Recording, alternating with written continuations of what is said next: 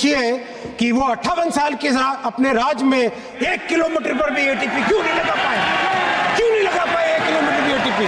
आज ये प्रश्न पूछने की हिम्मत करते हैं। अपने कार्यकाल को देखे, अपने गिरेबान में जाके, अपने गिरेबान में पहले झांक के बताएं। इसी हाउस में ममता जी जब रेलवे मिनिस्टर थी, वो अपने एक्सीडेंट के नंबर बताती थी, 0.24 से 0.19 पे होने पर कितनी तालियां बजाते थे। आज 0.19 से 0.03 इंडेक्स होने पर आज इस तरह के आरोप लगाते हैं। क्या है ये बात? और कई मान्यवर सांसदों जी ने, कल डॉक्टर काकोली जी ने भी कहा कि जब ममता दीदी माननीय honourable chief minister of West Bengal जब थी, यहाँ पर रेलवे मिनिस्टर थी, तब एंटी कोलिजन डिवाइसेस लगाए थे। मैं इस विषय को बिल्कुल पॉलिटिसाइज न करते हुए बहुत स्पष्ट भाव से केवल तथ्यात्मक रूप से आपके सामने रखना चाहूँगा। माननीय अध्यक्ष जी, ट्रेन्स का प्रोटेक्शन जो होता है सेफ्टी का, उसको टेक्नोलॉजी को कहते हैं ATP, automatic train protection. ATP technology, इसको इस पूरी क्लास ऑफ टेक्नोलॉजी को ATP कहते हैं। सारी की सारी दुनिया में, चाहे आप जर्मनी लीजिए, फ्रांस लीजिए, बेल्जियम लीजिए, इटली लीजिए, जापान लीजिए, 1970 के दशक में, 1970 के दशक में ATP सिस्टम्स लगने लगे। 1980 और 1990 के दशकों में करीब करीब जितने भी बड़े रेलवे सिस्टम्स थे दुनिया के, सब ने करीब करीब अपने पूरे रेलवे नेटवर्क को ATP सिस्टम से कवर किया। और उसमें कई मॉडर्नाइजेशन होते गए, लेकिन ATP का माने ये होता है कि अगर ड्राइवर मिस कर जाए सिग्नल को, क्योंकि स्पीड बढ़ती जा रही है ट्रेन की, पहले 30-40 kmph की स्पीड्स होती थी, अब 100, 110, 120, 160 इस तरह से ट्रेन की स्पीड्स बढ़ती जा रही है, तो लोगों के जो ड्राइवर को सिग्नल को दिखने का समय होता है वो बहुत कम होता जाता है। बहुत स्वाभाविक है, तेज स्पीड से गाड़ी चली तो सिग्नल दिखने का जो समय होता है वो कम होता है। इसीलिए सारी दुनिया ने 1970 1980 के दशकों में ये टेक्नोलॉजीज लगाई। अनफॉर्चुनेटली 58 साल के कार्यकाल में भी कांग्रेस के ये टेक्नोलॉजी 2014 तक भारत के 1 भी किलोमीटर रेलवे नेटवर्क पे नहीं लग पाई। मैं धन्यवाद तो दूंगा कि कई एक्सपेरिमेंट्स किए, लेकिन किसी भी एक्सपेरिमेंट के पीछे जो मेन फोकस होता है वो एक्सपेरिमेंट, और जिस एक संवेदना के साथ बहुत ही एक तरीके से एक प्रोजेक्ट को या किसी भी एक नए टेक्नोलॉजी को लाना होता है, वो भावना के साथ नहीं किया गया। जब एंटी कोलिजन डिवाइसेस लाए गए 2006 में, करीब करीब 1,500 किलोमीटर लंबे ट्रैक्स पे लगाए गए थे। लेकिन अध्यक्ष जी, किसी भी सेफ्टी सिस्टम का प्राइमरी पॉइंट होता है SIL certification, safety integrity level का सर्टिफिकेशन। अध्यक्ष जी, इंडस्ट्रियल वर्ल्ड में मैं चूंकि एक इंजीनियर हूं और ये इसी दुनिया से आता हूं, मेरा राजनीतिक अनुभव बहुत कम है, न के बराबर है। इस दुनिया में अध्यक्ष जी, safety integrity level 1, level 2, level 3 और लेवल 4 ये एक प्राइमरी चीज होती है किसी भी सेफ्टी सिस्टम में। अनफॉर्चुनेटली एंटी कोलिजन डिवाइसेस का कोई सेफ्टी सर्टिफिकेशन था ही नहीं, और लगाने के बाद में करीब करीब 7 साल तक उसको सुधारने की कोशिश की गई, लेकिन 2012 में उसको फेल घोषित करके उसको अबैंडन कर दिया गया था। मैं इसमें कोई राजनीति की बात नहीं करना चाहता। ये काम करने की जो पद्धति है, रेलवे जैसी इंपॉर्टेंट सिस्टम को जो फोकस देना चाहिए वो फोकस नहीं था, और वो फोकस आज है। ये मैं स्पष्ट तौर पे रखना चाहूँगा अध्यक्ष जी। इसीलिए एक सेकेंड अध्यक्ष जी, इसीलिए मोदी जी ने जिम्मेदार लेते ही, मैं आऊंगा फैक्ट डेटा पे आऊंगा, अभी आपको डेटा पे दूंगा, उसके बाद में आप चुप हो जाएंगे भाई। अध्यक्ष जी, इसीलिए मोदी जी ने 2014 में जिम्मेदारी लेते ही सबसे पहले 2015 में ऑटोमेटिक ट्रेन प्रोटेक्शन सिस्टम को डेवलप करने का उन्होंने संकल्प लिया। 2016 में कवच के पहले ट्रायल्स हुए, इसका नाम तब टीकैस था, ट्रेन कोलिजन अवॉइडेंस सिस्टम, जो कि एक जेनेरिक टर्म है। 2019 में इसको सर्टिफिकेट मिला।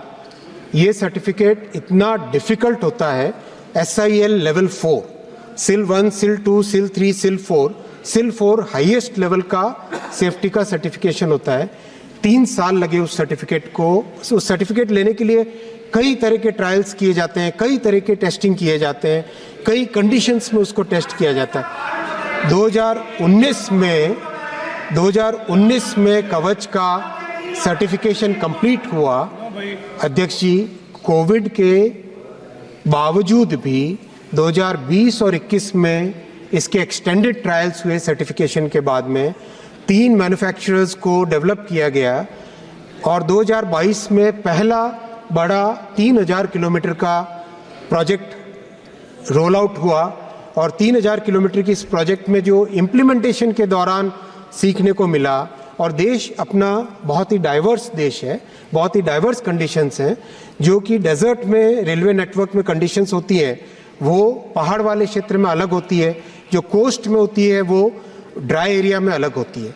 इसीलिए इन सारी कंडीशंस को ध्यान में रख के, उन सब को समझ के 2024 के 17 जुलाई को कवच का वर्जन 4.0 RDSO, जो हमारी सेफ्टी और रिसर्च की संस्था होती है, उसने कवच का वर्जन 4.0 अप्रूव किया, 4.0 अप्रूव किया।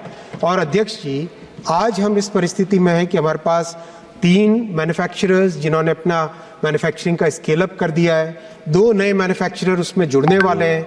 कम से कम 8000 से ज़्यादा इंजीनियर्स को और टेक्नीशियंस को ट्रेनिंग दी है। 6 यूनिवर्सिटीज़ में कवच का पाठ्यक्रम इंक्लूड किया है, क्योंकि अध्यक्ष जी इसके लिए बहुत सारी टेक्निकल कैपेसिटी के साथ साथ टैलेंट भी चाहिएगा, मैन पावर चाहिएगा, डिज़ाइनर्स चाहिएंगे। वो सारी की सारी व्यवस्था, पूरा जो कवच के लिए चाहिए उसको आगे इंस्टॉल करने के लिए और उसको कमीशन करने के लिए वो सब व्यवस्था बन गई है।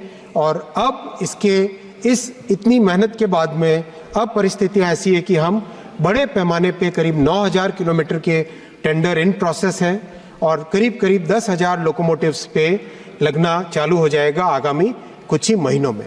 अध्यक्ष जी, ये please just let me complete. अध्यक्ष जी, मंत्री जी, मैं आपके सामने ये भी रखना चाहूंगा कि जो हमारे जिन देशों के, मैं बिना किसी देश का नाम लिए, एक सेकंड दादा, प्लीज लेट मी कंप्लीट दादा, लेट मी कंप्लीट दादा प्लीज लेट मी। अध्यक्ष जी, माननीय अध्यक्ष जी, बिना किसी देश का नाम लिए मैं कहना चाहूंगा कि हमारा करीब 70,000 से ज्यादा किलोमीटर का रेलवे नेटवर्क है। उससे काफी कम संख्या आधे रेलवे नेटवर्क की साइज वाले देशों ने अध्यक्ष जी करीब 20 साल लगाए। अध्यक्ष जी करीब 20 साल लगाए ATP सिस्टम को इंस्टॉल करने पे। मैं आपको इतना भरोसा दिलाना चाहूँगा माननीय अध्यक्ष जी, और आपके माध्यम से संपूर्ण देश को इतना भरोसा दिलाना चाहूँगा कि कवच के रोल आउट में कोई कसर नहीं छोड़ेंगे, जी जान से मेहनत करेंगे, दिन रात लग के इसको कंप्लीट नेटवर्क में देश के हर किलोमीटर पे लगाने का पूरा प्रयास करेंगे। माननीय अध्यक्ष जी, और भी कई स्टेप्स लिए गए, जिन स्टेप्स का अगर विवरण दें तो सेफ्टी पे जो मेहनत हुई है वो आपके समक्ष आएगी। अध्यक्ष जी, ट्रैक फेलियर सबसे बड़ा विषय होता था, इसीलिए ट्रैक्स पे बहुत फोकस करके आप देखें यूपीए के 10 वर्षों में करीब 32,000 किलोमीटर का ट्रैक का रिन्यूअल होता था, उसकी जगह 43,000 किलोमीटर का रिन्यूअल हुआ एनडीए के 10 वर्षों में। हाई क्वालिटी जो 60 किलो की रेल्स होती हैं, जो कि बेटर क्वालिटी की बेटर स्ट्रेंथ वाली रेल्स होती हैं, वो मात्र 57,000 किलोमीटर पे लगी थी यूपीए के 10 वर्षों में। एनडीए के 10 वर्षों में 1,23,000 किलोमीटर लगी हाई कैपेसिटी बैटरी स्ट्रेंथ की। अध्यक्ष जी, वैसे ही कल मान्यवर एक सांसद ने कहा था अल्ट्रासोनिक फ्लॉ डिटेक्शन क्यों नहीं करते। अध्यक्ष जी, अगर हम देखें 26,52,000 अल्ट्रासोनिक फ्लॉ डिटेक्शन के टेस्ट्स किए गए 10 वर्षों में, और साथ ही साथ इसमें टेक्नोलॉजी भी इम्प्रूव की गई है। अध्यक्ष जी, जो पुरानी टेक्नोलॉजी थी, उस पुरानी टेक्नोलॉजी में एक व्यक्ति हाथ में अल्ट्रासाउंड की मशीन लेके ट्रैक के ऊपर जाता था और उससे जितना उसमें डेटा आता था वो आता था, उससे एक्यूरेसी पूरी नहीं आ पाती थी। इसीलिए माननीय अध्यक्ष जी, फेज अरे अल्ट्रासाउंड मशीन का प्रोक्योरमेंट किया गया है, उसको डेवलप किया गया है और करीब करीब हर जोन में फेज अरे अल्ट्रासाउंड मशीन्स लगा के, ताकि ट्रैक्स में कोई भी गड़बड़ हो तो उसको अच्छे से तुरंत उसको समझा जा सके। और मैं आपको एक बहुत छोटे से उदाहरण के साथ समझाना चाहूँगा माननीय, मैं पेपर का उपयोग करूँ अगर आपकी अनुमति हो। ट्रैक में क्या होता है कि जैसे मान लो ये पेपर है, इस पेपर को आप खींचे कुछ नहीं होता, लेकिन अगर एक छोटा सा इसके अंदर कोई फ्रैक्चर हो जाए तो हल्का सा प्रेशर लगाने पर भी ट्रैक के फ्रैक्चर्स हो जाते थे। और इसी कारण इस पर इतना फोकस दिया गया कि ट्रैक का रिन्यूअल्स, अल्ट्रासाउंड जो फेज अरे अल्ट्रासाउंड से उसका डिटेक्शन, वेल्ड का डिटेक्शन, और बहुत ज़्यादा जगह फिश प्लेट को रिप्लेस करके वेल्डेड जो रेल होती है वो सब जगह लगाई गई। और उसका रिजल्ट आया माननीय अध्यक्ष जी, अगर हम 2013-14 में देखें तो करीब 2,500 के आसपास रेल फ्रैक्चर्स होते थे, करीब 2,500 के आसपास रेल फ्रैक्चर्स होते हैं। यही संख्या 2023-24 तक आके मात्र 383 रह गई है, यानी 85% रिडक्शन रेल फ्रैक्चर्स में हुआ। और इसको भी बिल्कुल ज़ीरो की तरफ ले जाए, वैसा हम सब का प्रयास होना चाहिए, आपका भी हमारा भी, हम सब का प्रयास वो होना चाहिए। और उसके लिए जो भी टेक्नोलॉजी लगे, जिस भी तरह की व्यवस्था बनानी पड़े, जो भी इन्वेस्टमेंट करना पड़े, वो हम सबको करना चाहिए। माननीय अध्यक्ष जी, LHB कोचेज़ बहुत ही सेफ कोचेज़ होते हैं, उसकी टेक्नोलॉजी इस तरह से है कि एक से दूसरे कोच पे नहीं चढ़ता। और ये मैन्युफैक्चरिंग LHB कोचेज़ की जितनी हो सके करनी चाहिए। और इसीलिए अगर हम देखें यूपीए के 10 वर्षों में मात्र 2,300 LHB कोचेज़ बने थे, और एनडीए के 10 वर्षों में पहली और दूसरी टर्म मोदी जी की, उसमें 37,000 LHB कोचेज़ बने। 37,000, इतना बड़ा फ़र्क आया, इतना बड़ा डिफरेंस आया है। लेकिन अध्यक्ष जी, हमें प्लीज़ हमें अध्यक्ष जी इस पे भी नहीं रुकना है, हमें A to Z जितने भी ICF कोचेज़ हैं पुराने 1950 वाली टेक्नोलॉजी के, उन सब को रिप्लेस करना है। साथ ही साथ अभी एक और बहुत महत्वपूर्ण काम हाथ में लिया है कि LHB 1970 और 1980 करीब 1980 में लाया गया था भारत में, वो TOT वाला मेथड था।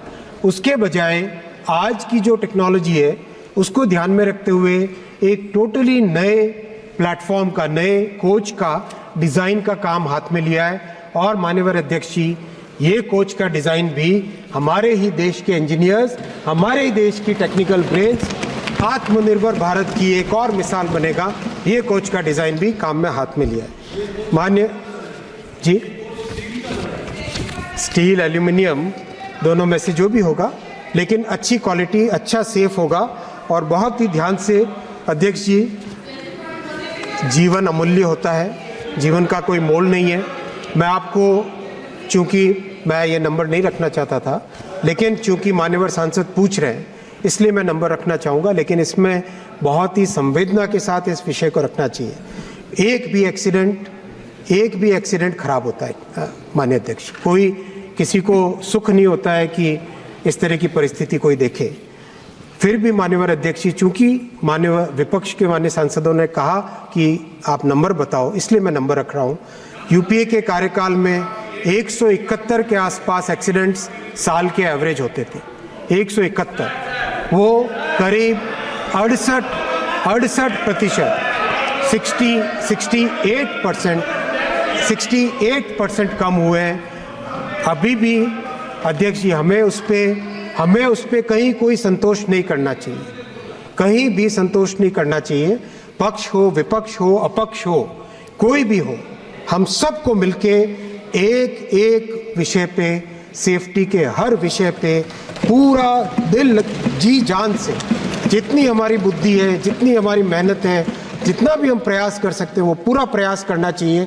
और वो प्रयास करने के लिए हम कटिबद्ध हैं, संकल्पबद्ध है, और कैसे भी उसको हर तरीके से उसको रोकने का पूरा प्रयास रहेगा। इसमें कहीं कोई संशय नहीं है, कोई संशय नहीं है इसमें।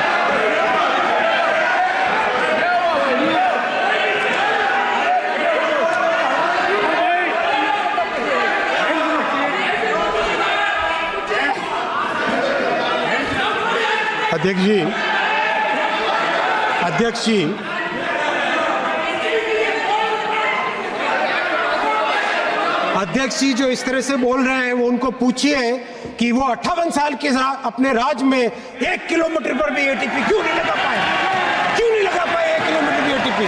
आज ये प्रश्न पूछने की हिम्मत करते हैं। अपने कार्यकाल को देखे, अपने गिरबान में जाके, अपने गिरबान में पहले झांक के बताए। इसी हाउस में ममता जी जब रेलवे मिनिस्टर थी, वो अपने एक्सीडेंट के नंबर बताती थी, 0.24 से 0.19 पे होने पर कितनी तालियां बजाते थे। आज 0.19 से 0.03 इंडेक्स होने पर आज इस तरह के आरोप लगाते हैं। क्या है ये बात? ऐसे देश चलेगा क्या माननीय अध्यक्ष जी? देश चलाने के लिए रेलवे की सुधारने के लिए सबको सहयोग करना पड़ेगा। ये ऐसे नहीं चल सकता। माननीय अध्यक्ष जी जब इतनी बात कर रहे हैं, मैं एक और बात करना चाहूंगा। विपक्ष के कांग्रेस ने एक सोची समझी तरीके से, रणनीतिक तरीके से छोटे विषय को अपने सोशल मीडिया की ट्रोल आर्मी के जरिए से इस तरह से उठाना चालू किया। अयोध्या जी के स्टेशन में पुराने स्टेशन की पुरानी दीवार थी, वो जब थोड़ी सी उसमें डैमेज हुआ तो समाजवादी पार्टी और कांग्रेस के हैंडल्स ने उसको तुरंत उठाना चालू किया। इस तरह के झूठ से कैसे देश चलेगा माननीय अध्यक्ष जी? 2 करोड़ पैसेंजर्स डेली यात्रा करते हैं। क्या उनके मन में ये भय भरना चाहते हैं? अध्यक्ष जी, मैं आपके समक्ष 12 लाख रेलवे एम्प्लॉई जो दिन रात मेहनत करते हैं, मैं रिक्वेस्ट करूंगा आप सब ताली बजा के पेट के उनका दम दिखाएं, उनको हिम्मत बढ़ाएं।